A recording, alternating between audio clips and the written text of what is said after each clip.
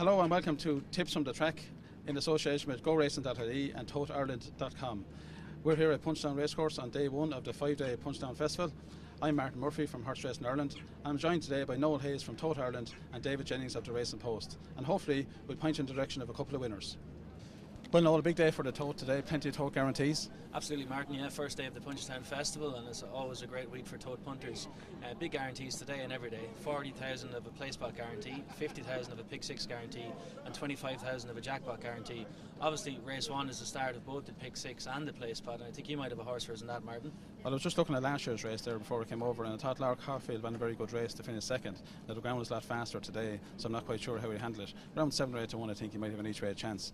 We're going on to the second race, though, then the first of the 3 grade ones, and in the 420, I was very surprised to see Faheen line up here for Willie Mullins. Especially the fact that he hasn't actually ran over 2 miles over hurdles up to date. What do you think yourself now? Do you think he's vulnerable today?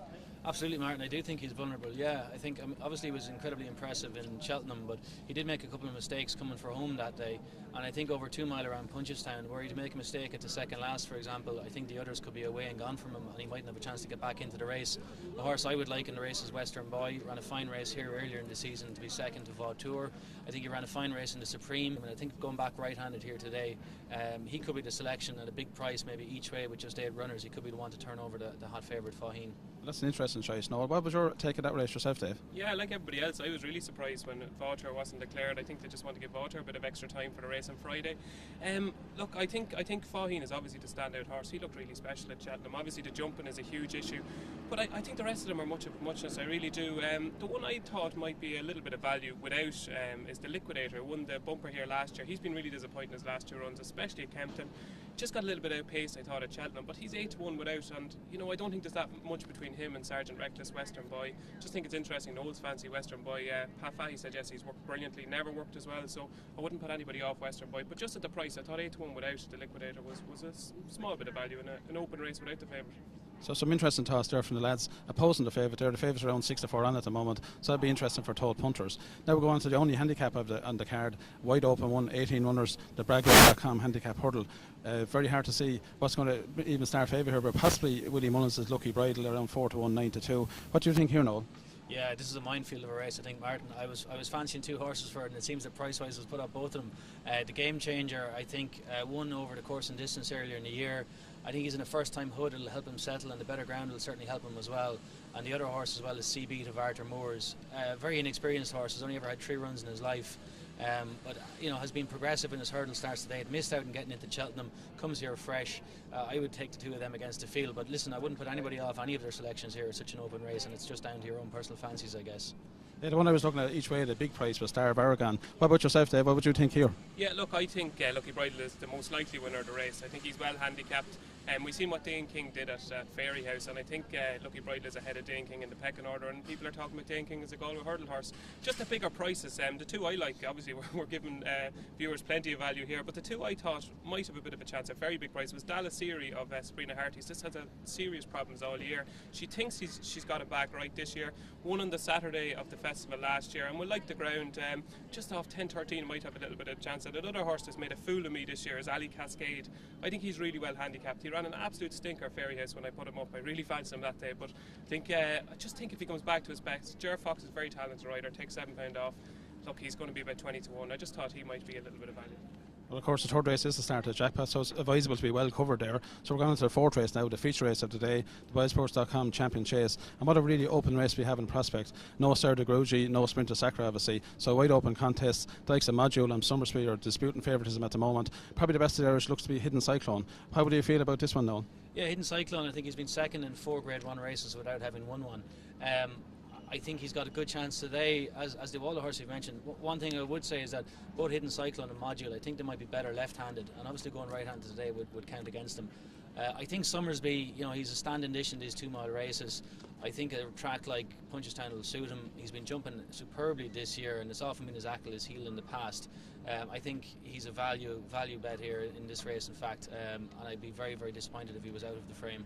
Well, obviously with Tony Mackay and Summersby, we're going to have plenty of support on that. Dave, what do you think of the Willie Mullins pair? Yeah, myself and Noel knocked a great bit of crack out of Summersby a few years ago.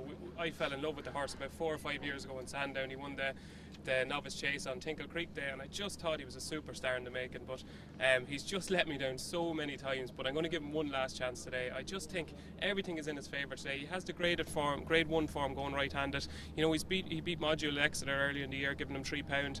He ran a cracker, I thought, in Cheltenham. Mick Shannon is very happy with him. I just think he's the one horse that everything is in his favour today. There's ifs and buts about the rest of them. You know what you get with Summersby. You know, he's going to travel, he's going to jump. As Noel said, his jumping has been better this year. He's about 5 to 1. I think that's a very fair price. I think he's the one that there's least question marks about, and if he doesn't win today, I'm definitely giving up on him. Well, certainly so. We're on to the Goffstown over bumper now. A big field here, of course, not so much farm to go on. This race has been won in the past by the likes of Hardy Eustace and New Mill and Glencove Marine in the past. Always throws up a good newcomer. I thought it was very interesting that Patrick Mullins is riding Nicky Henderson's horse here, Native Display, and I think the bookies have taken evasive action here, around 3 to 1 at the moment.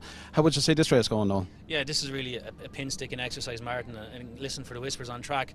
Noel Meade has Snow Falcon. Noel typically has a couple of runners in this race every year, but he normally buys at a much more modest level than this. This was an €80,000 purchase in the Land Rover sale last year, which is significant for Noel Meade. So for that reason alone, I would take a look, but I don't really think it's really a race to dwell on. And yourself, Dave, have you any whispers from the track here? Yeah, just interesting. A couple of years ago, Noel at Texas Jack won this race with Texas Jack in Johannesburg and was fourth when he ran 2 in it. Thought it was very interesting, this Snow Falcon. We were doing the quotes yesterday for the race card and for the paper, and Noel was, he wasn't trying to let too much out of the bag, but he was very confident about Snow Falcon. Said it works really well. He said the two of them works really well, and I asked him about, Nina obviously had the choice, and I think he was just edging towards Snow Falcon being the best of his. Couple of other ones that are very interesting. The bottom one there, what's for you won't go by you. Strange sort of phrase, really, but that was only bought by JP McManus yesterday, so it's obviously showing a fair bit at home in Tony Martin's yard. Very much so. I think that's it. With Patrick obviously riding a Nicky horse, that's a tip in itself, really. I wouldn't be very much so. I could see that horse going off about 20 to 1. I'd say it's not up to much, but I think, like Noel, I'd be just swaying for Snow Falcon. I think he's about 8 to 1 now, so it might be, a decent enough price, but it's a real guessing game, really. But sure, we all love guessing. Absolutely. Well, for us still surviving at this stage, going to the 6th race for the Pick 6 and the jackpot. Very interesting race here, the Growways Champion Novice Chase, the 3rd Grade 1 of the programme at 6:40. Ballycasey looked a bit unlucky, I thought, when he fell at Fairy House there 2 weeks ago. He looked to be travelling very well at the time. He probably has to prove whether he stays 3 miles or not. Interesting that Ruby Ross rides the Jack Adam. The big question about this one, will he stay the 3 mile 1 furlong? Yeah, I think Ballycasey may have shown already that he's not a dour stayer, and with that question mark, and obviously with Ruby deserting him, I'd be pretty keen on Jack Adam. Jack Adam has won well twice this season, unfortunately fell in Cheltenham, but he's in receipt of £9 here, and £9 is a hugely significant allowance in a race like this, and for me, Jack Adam with Ruby siding with him would be a clear pick for me in the race. Well, I have to say I do love Marnham Assembly myself. I think he's one of my favourite horses. He just mightn't have the ground soft enough today to go in and back him, but I think a 3 to 1 with Davy Russell on board, he's got a great chance. What do you think here, Dave? Yeah, it was bottomless when he won the Grade 1 3 mile hurdle last year, Morning Assembly. He's obviously got probably the most solid form in the race, but I absolutely fell in love with Jack Adam at Cheltenham. I thought at the time he was the most likely winner of the JLT that day. I just thought for a 5-year-old to jump and travel the way he did. I backed at a 4 to 1 on Sunday with Boyle Sports. I thought that was a little bit of value. The value is completely gone now. I can't believe this horse is 9 to 4 and 5 to 2. Like, it's very strange tipping a horse in a race but thinking it's no value, but I do think he is the most likely winner of the race. The rest of them, it's a real good race. This is a top-notch renewal. You've got Carlingford Lock, who's a solid form, won the Galway Plate last year. You've got Don Cossack, who, when you're watching Don Cossack in a race, he just oozes class. He jumps, he travels, but he's just a little bit soft. I know people say he wasn't soft in the Drimmer, but I just think he's a little bit soft. And going forward, I think Jack Adam could be a future Gold Cup winner, so I think he's the one today. And of course the final race then, the Finley Motor bumper, getting out stakes for a lot of people, a 4-year-old bumper, but lots of runners first time out. Lots of talk, I suppose, about Dermot Wells' newcomer Forgotten Rules. He's flying on the flat at the moment, Dermot Well. Interesting to see Migler stood on this one. The last horse, of course, they raced over on the National Hunt was unaccompanied. Any word about Forgotten Rules, Noel? I don't, but I think David might. I know David has spent the whole video just copying my selection, so hopefully this time he'll go for something different. I would chance 2 horses at big prices here. Sizing John from Henry de Bromhead, he ran in the listed bumper on debut down in Limerick, and I think the ground was just far too heavy for him. and I think he ran a decent introduction. I think the benefit of that run on a better ground today, I think he's interesting. And Desi Hughes runs a horse, I think Active Security, I think is the name of it, a High Chaparral horse.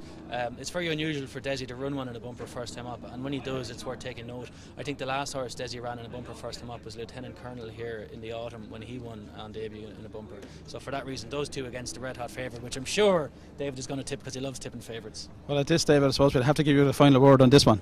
I just wish I copied all Noel's tips for the last couple of years. My bank balance would be a lot better.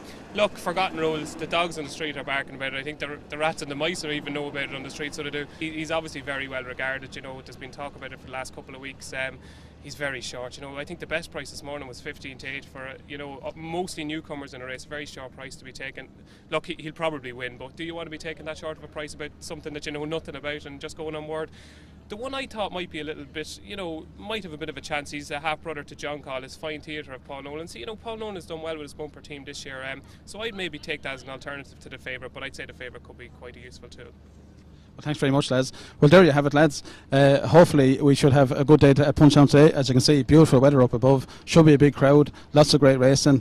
Let's get the betting boots on. Hopefully we point in the direction of a couple of winners, and we should be here again this time tomorrow. Thanks very much from Tips from the Track.